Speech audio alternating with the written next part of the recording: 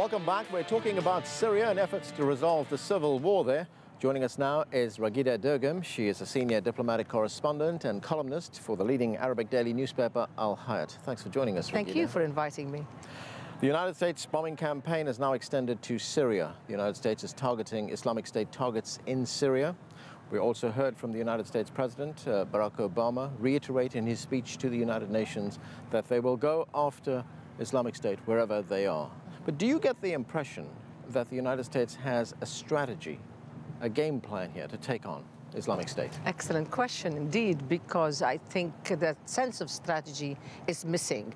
Now, they may have it and they're not telling us what it is, but I think the most significant thing that happened during the strikes in the last 48 hours, or probably they will continue to happen, is the participation of 5 Arab states in the strikes in Syria.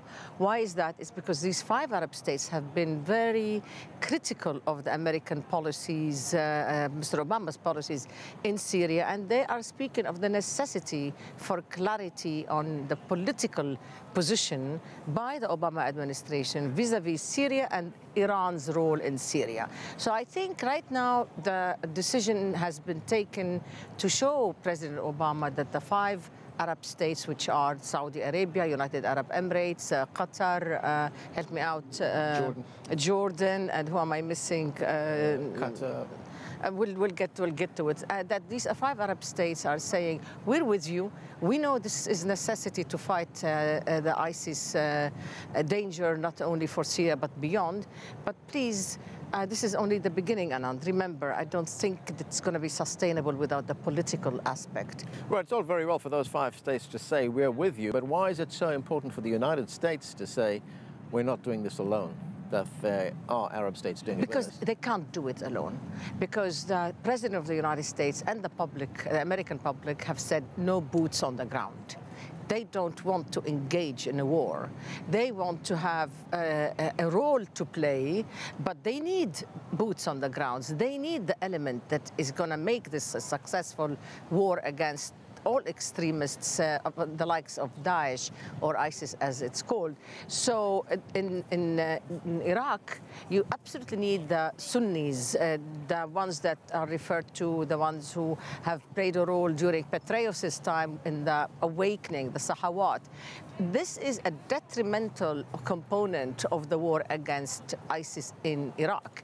And what these Sunnis are saying, they're saying, all right, I'm willing. I know I'm important. I am your boots on the ground, but I'm not going to do it for free. I'm not going to offer my blood to you for free so that you can offer me back to Iran for the influence of Iran, or for me as a Sunni to lose my place and my rights and be excluded, as has happened during the previous regime with Nouri Maliki. They're saying to the president, we've been there, done that during the time post-Sahawat, post-awakening, when they helped the Americans get somewhere. Now, Syria, I would like to ask, you know, if you kindly come back to Syria, because it's a different story, but go ahead kindly. You know, it gets complex there, because, I mean, what do the Sunnis want in return?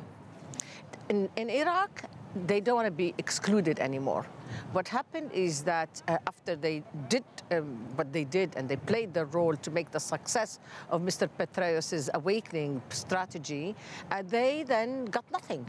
They were excluded from ruling, from the government, from power sharing, and they were they feel that they were put down, and not only in terms of their rights in politics, but as people. They thought that Iran was running the show through the Shiites who belong to Iran, who answer back to Iran, and they don't want this to happen again. They are saying we're not going to be, you know, I mean, they feel that the first war by President George W. Bush was a proxy war, basically on behalf of Iran, and who got rid of two enemies, Saddam Hussein in Iraq and Taliban in Afghanistan. And so they don't want President Obama to be doing the war on behalf of Iran to get rid of ISIS. That is an enemy of Iran as well, and just say, you know, back to square one. You have no rights to get. Right, now here we have a war which is... Now Syria is different, though. Right, here we have a war which is now, as I said, being extended to Syria. And I'm wondering, to what end is this war? I mean, the president himself has said that this war could go on for years. At what point does the United States and its allies say mission accomplished?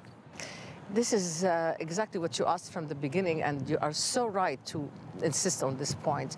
I think they they're claiming, people in the administration, that they could destroy ISIS and its likes. Well, let's hope, and it's possible maybe.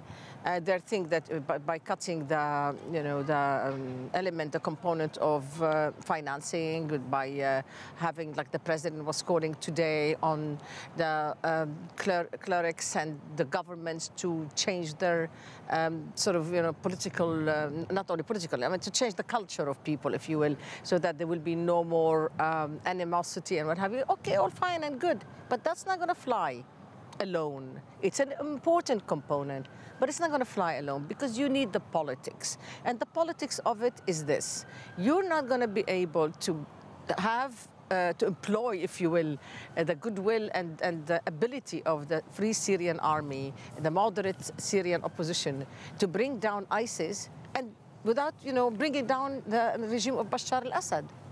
If you don't have both happening at the same time, then it's going to be a revival of the ISIS and multiplication of ISIS likes. And that is why it is essential to have clarity on the future of Bashar al-Assad, which was not there at all in the president's speech today. In fact, he did not even say what he normally said, that Bashar al-Assad had lost legitimacy. It's worrying. And is the United States showing enough flexibility, as you say, in approaching this in a political way, looking for a political solution? Because at some stage, would it have to involve Iran in these negotiations? At some stage, perhaps it would have to involve Russia in these negotiations, because Moscow is a backer of Bashar al-Assad. Indeed, both Moscow and Tehran are, they're backing Bashar al-Assad actively. The thing is, the United States, President Obama should be getting from both Iran and Russia, if he's still speaking to President Putin, he should force them, if not, by a deal, by then making sure to put the red flag out, that they cannot get away with supporting Bashar al-Assad while he's getting rid of the enemy of Bashar al-Assad.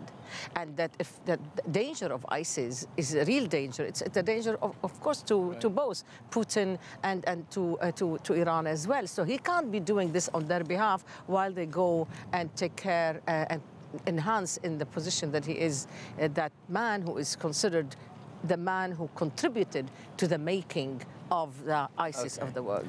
Raghida Dergham, we're going to have to leave it there. Thank you so much for joining us. Thank you for asking. And that's it for this edition of The Heat. We'll have more from the United Nations tomorrow. I'm Anand, Naidoo in New York. Thanks for being with us.